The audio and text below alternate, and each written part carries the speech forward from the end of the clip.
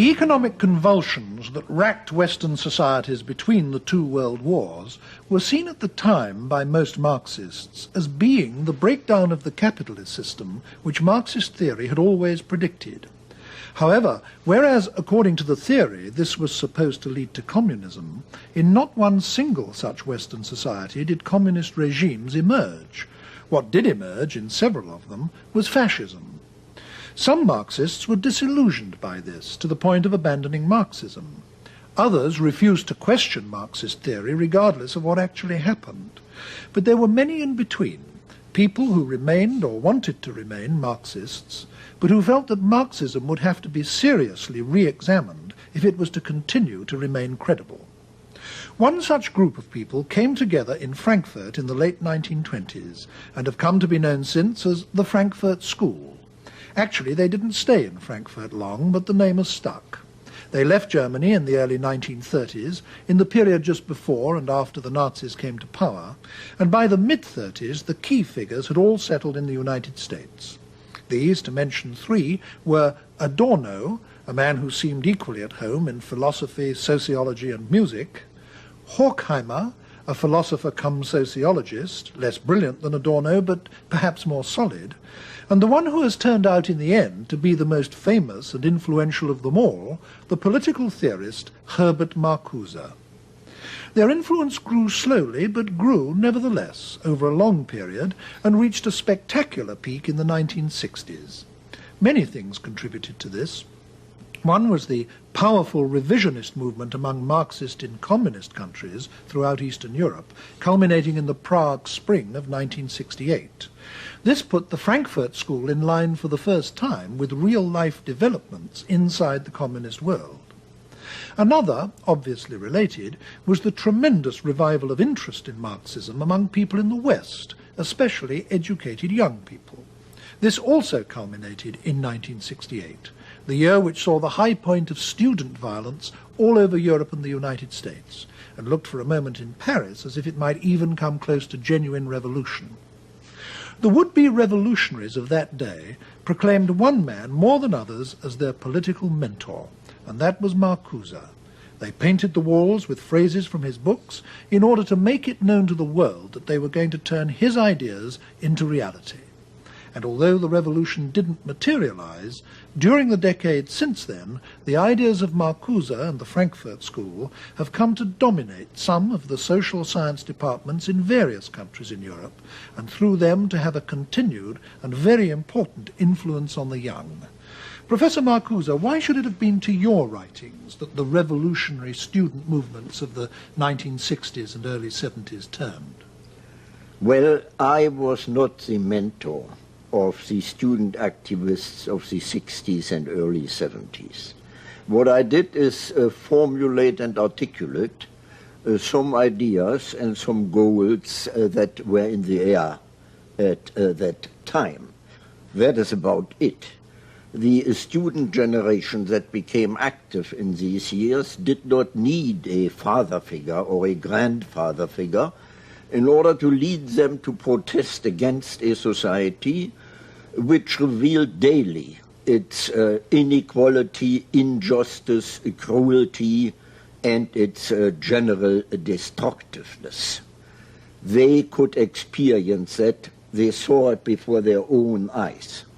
As features of the society, I only mention the heritage of fascism. Fascism was militarily defeated. The potential for a repetition was still there.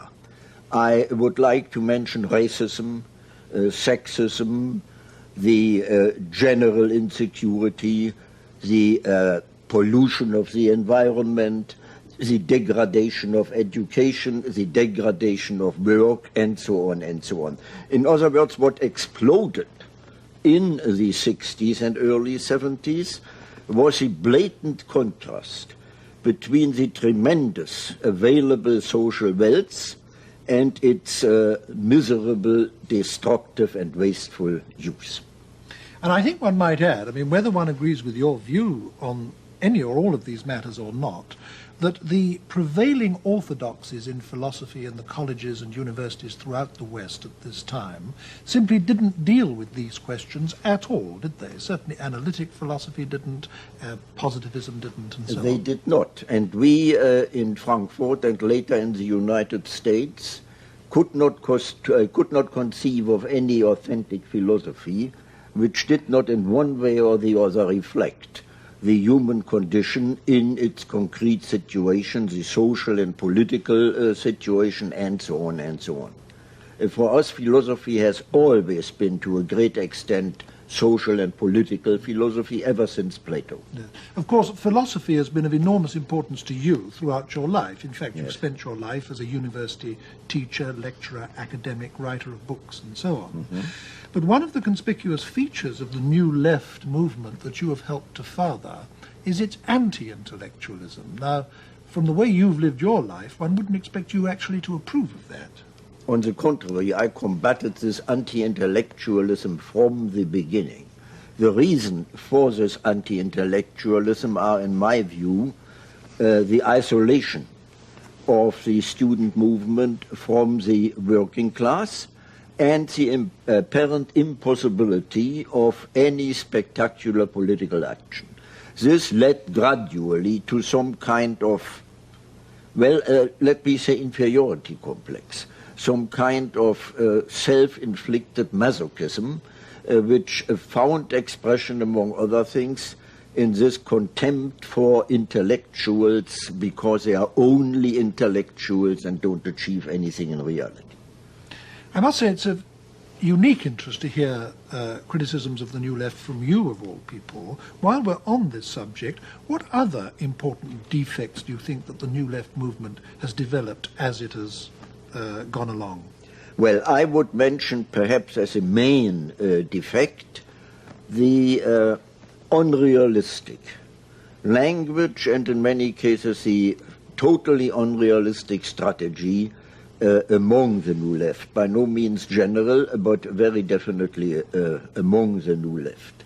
The refusal to recognize that we are not in a revolutionary situation in the advanced industrial countries, that we are not even in a pre-revolutionary situation, and that the strategy has to be adapted to this situation. Secondly, among the New Left, again, that does by no means refer to all of the groups, among the New Left, the refusal to re-examine and to develop Marxian categories, to make a fetish out of Marxist theory, to treat the Marxian concepts as reified, objectified categories in order instead of becoming conscious finally of the fact that these are historical and dialectical concepts which cannot simply be transmitted, which have to be re-examined in accordance with the changes in the society itself. I must say it's enormously refreshing to hear these words from your lips. I mean, it shows that you are still thinking afresh when people who regard themselves as followers of yours and are young enough to be your grandchildren have stopped thinking in some cases. But now you've brought us to what was really the guts of the Frankfurt School itself as it started, when you started talking about the re-examination of Marxist concepts. As I said in my introduction to this program, it was the feeling that Marxism had to be re-examined and reconstructed that gave rise to your movement, particularly as a result of fascism. But fascism wasn't the only thing that precipitated it, was it? I mean, there were other political factors too. Can you comment on what some of them were? You mean some of the factors which demanded a revaluation of Marxian categories? Yes. To me, one of the most important ones concerns the concept of socialism itself. In the development of Marxian theory, not in Marx himself, but in the development of his theory, socialism has become, the concept has almost entirely been focused on a more rational, larger development of the productive forces. on an ever higher productivity of labor, on a more rational distribution of the project, instead of stressing that a socialist society, as Marx envisaged it, at least the younger Marx envisaged it, was a society qualitatively different from all preceding societies. Now, in what way qualitatively different? The main point, I would say, is for Marx, a genuine socialist society was a society in which the quality of life was decidedly different from the existing societies. Meaning, in a genuine socialist society, labor, full-time alienated labor, would no longer be the measure of wealth and value. In an authentic socialist society, men and women could live their life without fear, without being compelled to spend their entirely adult existence in alienated performances. This image has been obscured, and the result was some kind of frightening continuity between the developed and advanced capitalist societies and the image of a socialist society. Yes, socialism began to become like its enemy, so to speak. Exactly. I know from your writings that you had other very central criticisms of Marxist theory. Two that I would like to mention, partly because they're probably connected in your mind, is that you regarded Marxism as anti-libertarian, or at least insufficiently libertarian, as the Marxist tradition developed, and you also thought that it didn't take sufficient account of the individual. Now, it would be very interesting to hear you comment on those 2 points. Marx did not concern himself very much with the individual, and he didn't have to, because at his time, the very existence of the proletariat made this class a potentially revolutionary class. Now, things have changed considerably since.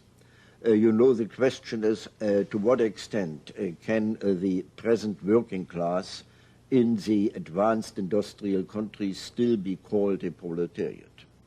The Western European countries have abandoned this concept altogether. Now, what has taken place is a large-scale integration of perhaps the majority of the population into the existing capitalist system. The organized working class, at least, no longer has nothing to lose but its chains, but a lot more. And this, in turn, took place not only on a material but also on a psychological basis. The consciousness of the dependent population changed. It was one of the most striking phenomena to see to what extent the ruling power structure could manipulate, manage, and control not only the consciousness, but also the subconscious and unconscious of the individuals. Therefore, my friends at the Frankfurt School considered psychology one of the main branches of knowledge that had to be integrated with Marxian theory.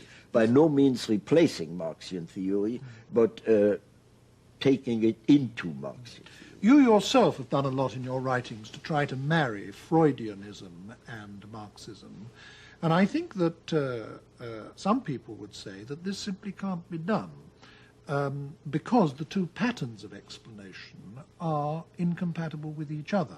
I mean, to put it extremely briefly, Marxist theory locates the ultimate level of explanation of human affairs in technique. The theory, put very simply, is that the level of development of the means of production in a society at any given time determine the formation of classes in that society, and that in turn determines the relationships of individuals to each other, and on that basis grow up what Marxists call the superstructure of ideologies, religions, philosophy, art, and so on. Now, according to Freud, something entirely different is the ultimate explanation of human behavior. The ultimate explanation, according to him, lies in the repressed contents of the unconscious, our unconscious wishes, fantasies, fears, feelings, and so on, which are repressed as a result of distortions in our earliest relationships, above all with our parents. And he explains not only social behavior, but also ideologies, art, religion, and so on, in terms of the externalization of the repressed contents of the psyche.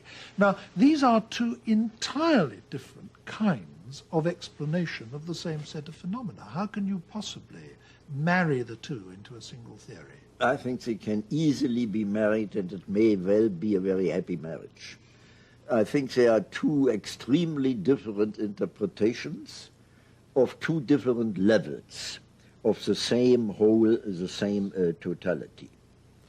The primary drives, the unconscious primary drives, which Freud stipulated, namely erotic energy and destructive energy, eros and thanatos, develop within a specific given social framework, which in one way or the other regulates the manifestation of these primary drives. Now, the social impact goes even further than that. According to Freud, the more intense the repression in a society, the more what happened is a mobilization of surplus aggressiveness against this repression. Now, since, again according to Freud, repression is bound to increase with the progress of civilization, at the same time and parallel to it, aggressive energy, surplus aggressiveness, is going to be mobilized and is going to be released. In other words, with the progress of civilization, we will have a progress in destructiveness. And it seems to me no hypothesis can better explain what happens today than that. I think the following thought will occur to some people listening to our discussion up to this point.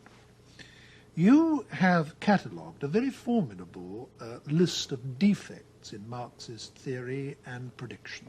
The failure to predict the future success of capitalism, the anti-libertarian element in Marxism, the absence of any theory or attitude to the individual.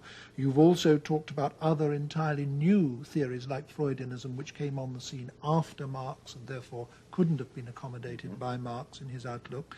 A lot of people will say, well, since you were so conscious of this enormous range of defects in Marxism, why did you want to remain Marxists? I mean, why try to hang on to a discredited or falsified theory? Why not try to liberate your thought categories from that altogether and actually look at reality afresh?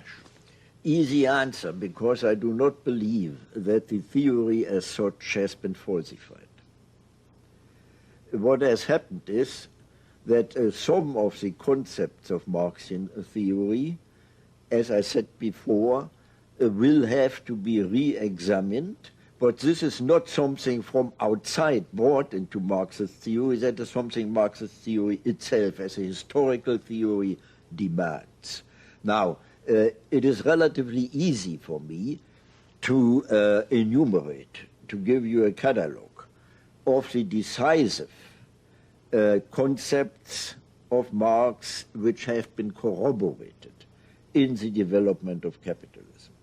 The concentration of economic power, the fusion of economic and political power, the increasing intervention of the state into the economy, the increasing difficulties in stemming the decline in the rate of profit, the need for engaging in a neo-imperialism in order to create markets and possibilities of enlarged accumulation of capital, and so on. I think this is a formidable catalogue, and it speaks a lot for Marxian theory. Well, I don't want to get into a political argument. I'd love to do that, as Why a matter not? of fact. But, well, the purpose of this programme is to elicit your views on a further range of topics. But I can't let what you've said just pass like that. I mean, to take only the first two of your list, you said that there's been increasing concentration of economic power, but surely through the invention of the joint stock company, the ownership of capital has been more widely dispersed than ever before. You talk about the convergence of economic and political power.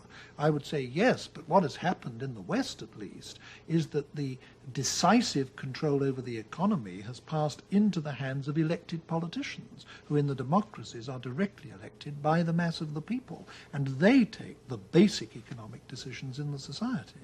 Well, you know that with your first statement about the joint stock companies, you express one of the main concepts of Marxist revisionism, introduced first by Engels himself. They considered the joint stock companies with a dispersed ownership already as pre-forms of a socialist society. Now we know today that this is obviously wrong, and you will not maintain that, for example, in the great multinational corporations, the stockholders control the policy, national and global, of these corporations. It is not the ownership alone that matters, but the control of the productive forces, which is decisive.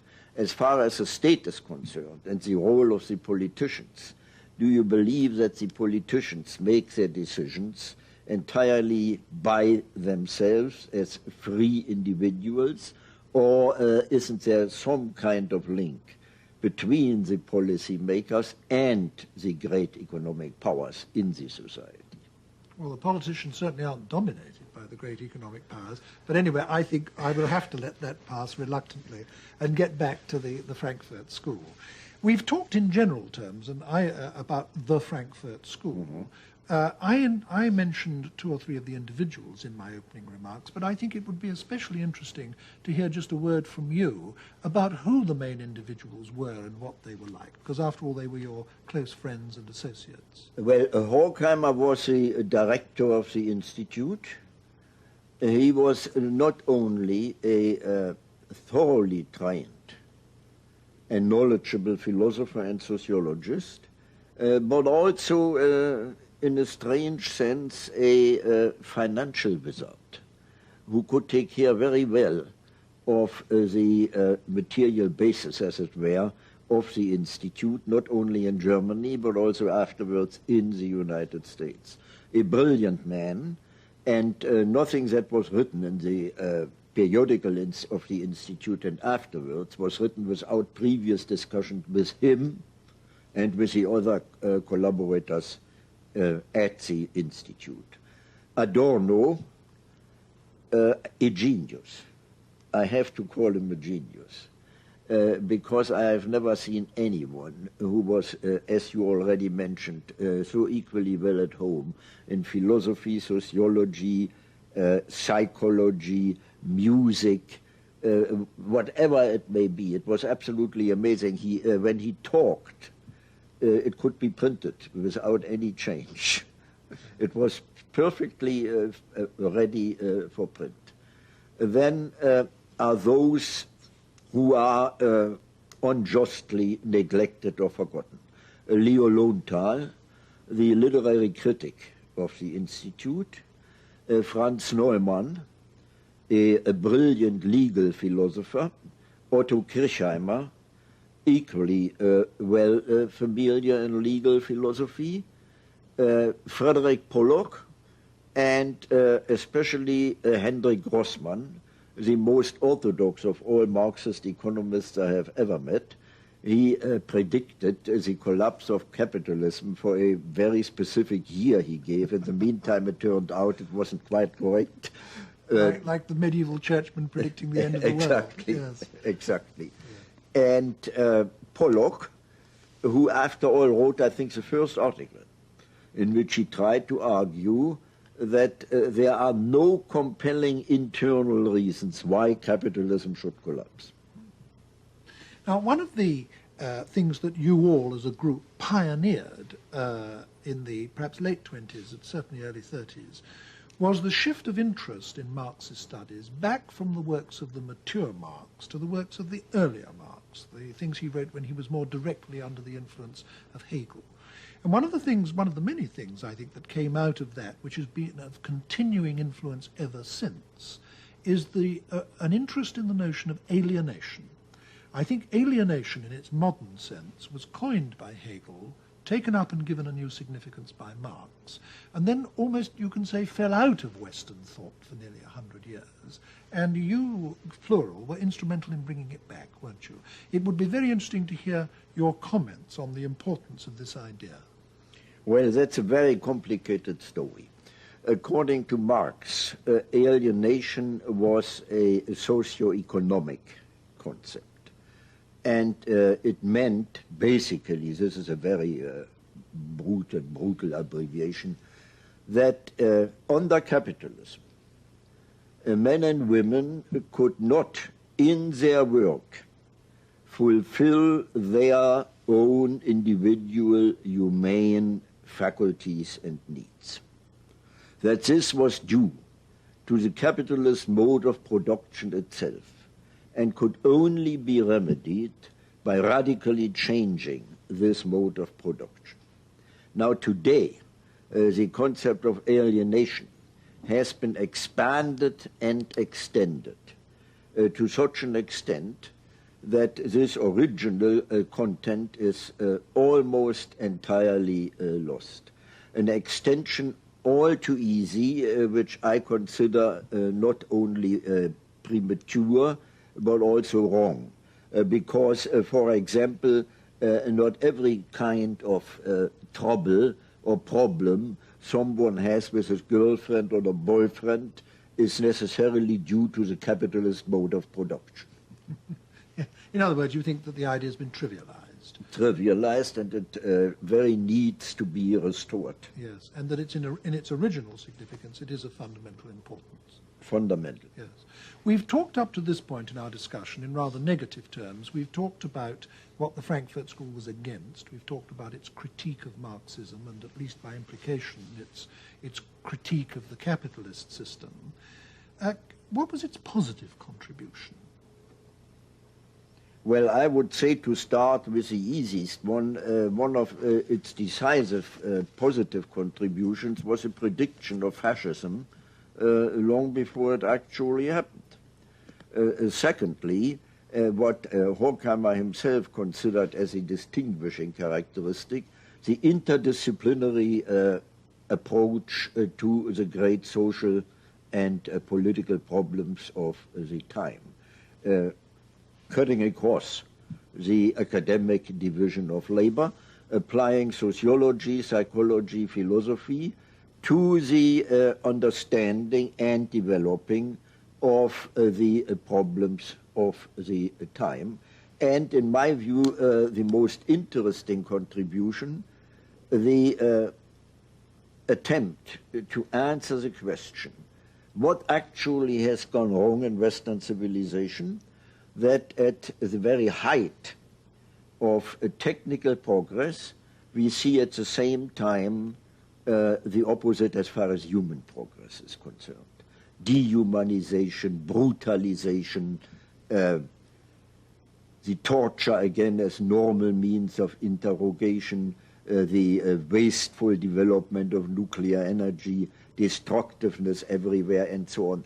How has this happened? And he, especially Horkheimer, but also the others, went back into not only a social but also intellectual history, and tried to define the interplay between progressive and repressive categories throughout the intellectual history of the West, especially in the Enlightenment, for example, which is usually considered as one of the most progressive phases in history. And the Frankfurt School pointed out to what extent this apparently perfectly clear progressiveness, this liberating tendency, was at the same time tied up with regressive and repressive tendencies. This picture that you paint of a group of Marxists almost obsessed with the question, what has gone wrong, suggests to me a politics of disillusionment. I mean, there seems to be an aura about it of disappointed hopes, disappointment with a Marxist theory, disappointment perhaps even with the working class itself for failing to be an effective instrument of revolution. Was there something disappointed or disillusioned or pessimistic at the center of your approach in those days? Well, if disappointment means, as you formulated, disappointment with the working class, I would decidedly reject it. None of us has a right to blame the working class for what it is doing or what it is not doing. So this kind of disappointment, certainly not. There was indeed another disappointment, and that seems to me a very objective attitude. I mentioned it before, namely that the incredible social wealth that had been assembled in Western civilization, and mainly as the achievement of capitalism, was increasingly used for destroying rather than constructing a more decent and humane society. If you call that disappointment, yes, but I think it's a very justified and objective disappointment. And you saw your central task as being an investigation of the reasons as to why that was exactly. So. How had it come about? So the essential enterprise of the Frankfurt School was a critical one. Definitely. Yes. Therefore, the term critical theory today yes. for the writings of the Frankfurt yes. School. One thing that the members of the Frankfurt School exhibited very considerable concern with from the beginning was aesthetics. And this, I think, differentiates it from most other philosophies, certainly from most other political philosophies. And you yourself have written a lot in recent years about aesthetic matters. Why did you and your colleagues always regard aesthetics as so important? Well, I believe, and it was Adorno who is to whom I'm closest in this respect, I believe that in art, literature, and music, insights and truth are expressed which cannot be communicated in ordinary language, let's say in prose for brevity's sake, and that with these truths, images, the image of an entirely new dimension is opened, which is either repressed or tabooed in reality. Namely, the image of a human existence and of nature no longer confined within the norms of a repressive reality principle, but really striving for their fulfillment and gratification, even at the price of death and catastrophe. I try to illustrate it by saying that let me use a terrible word, the message of art and literature is that actually the world should be experienced so as the lovers of all times experienced it, as King Lear experienced it, as Anthony and Cleopatra experienced it. In other words, a rupture with the established reality principle, at the same time the invocation of the images of liberation.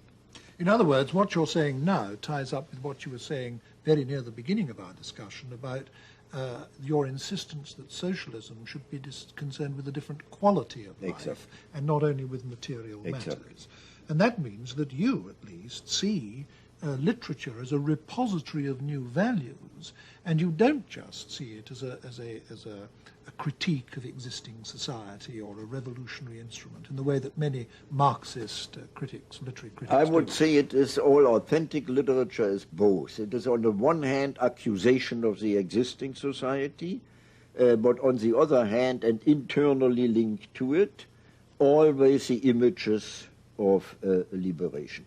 I certainly do not believe that you can give any adequate explanation of a literary work simply in terms of the class struggle or whatever it may be.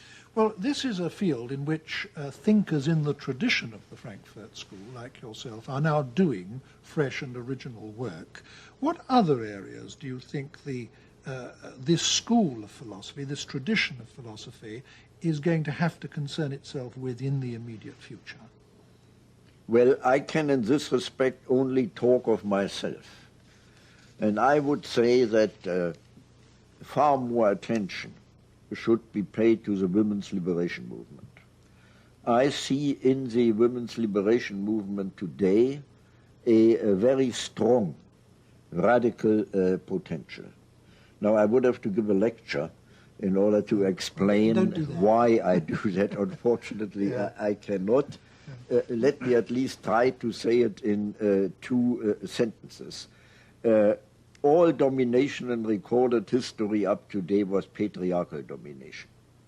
So if we should indeed live to see not only a equality of the woman before the law or whatever it is, but the deployment of what is called the specific feminine qualities throughout the society, for example, non-violence, receptivity, tenderness, this would indeed be, or perhaps could be, the beginning of a qualitatively different society, the very antithesis to male domination with its violent and brutal character. Now, I'm myself perfectly conscious of the fact that these so-called specific feminine qualities are socially conditioned.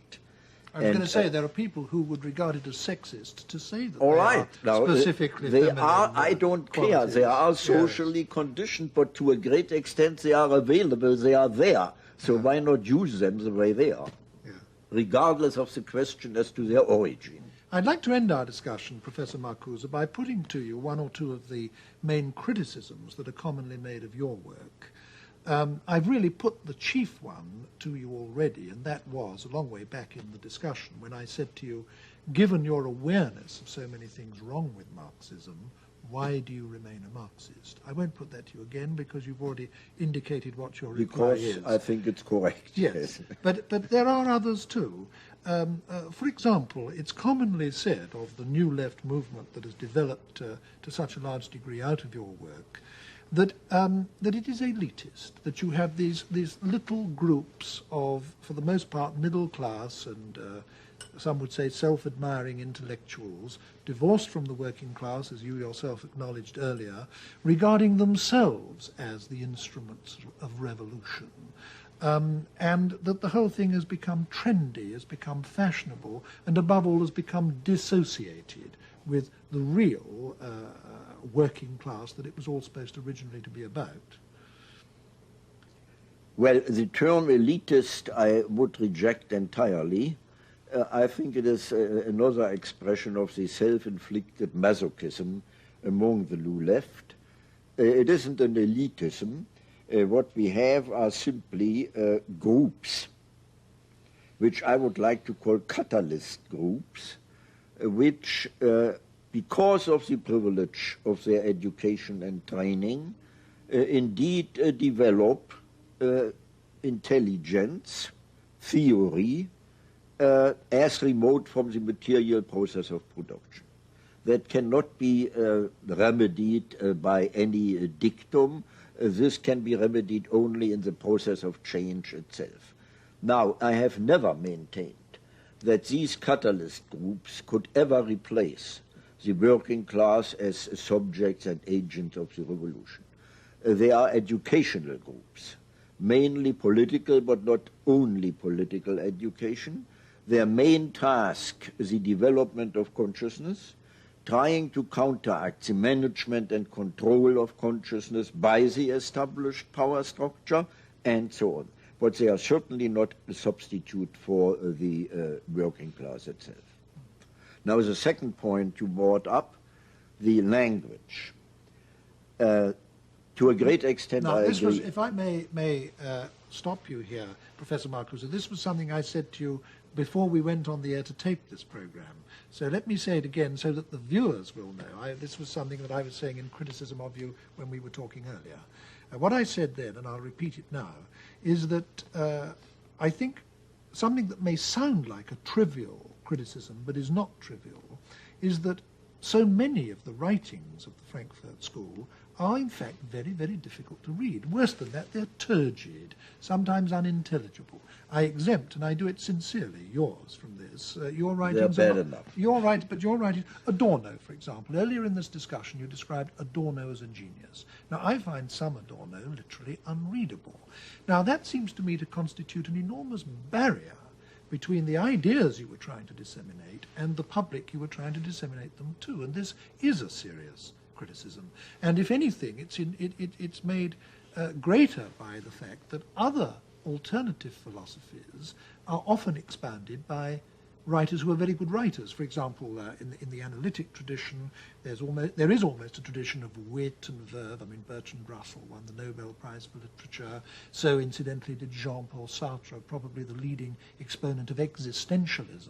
So, when one reads existentialism or analytic philosophy, you concealed Heidegger. Well, I deliberately didn't mention Heidegger because he doesn't fit my thesis. Exactly. But nevertheless, I think it is fair to say that the writings of the Frankfurt School as a whole are extraordinarily turgid. Now, why was that?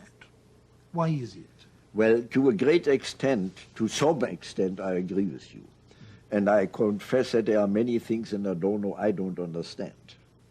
I want at least to say one word about his justification.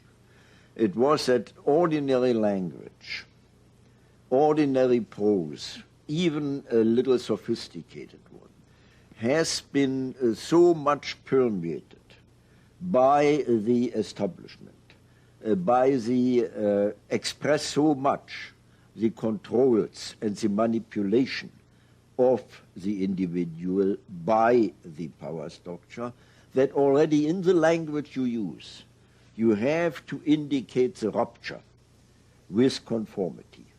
Therefore, the attempt to convey this rupture already in the syntax, in the grammar, in the vocabulary, whatever it may be.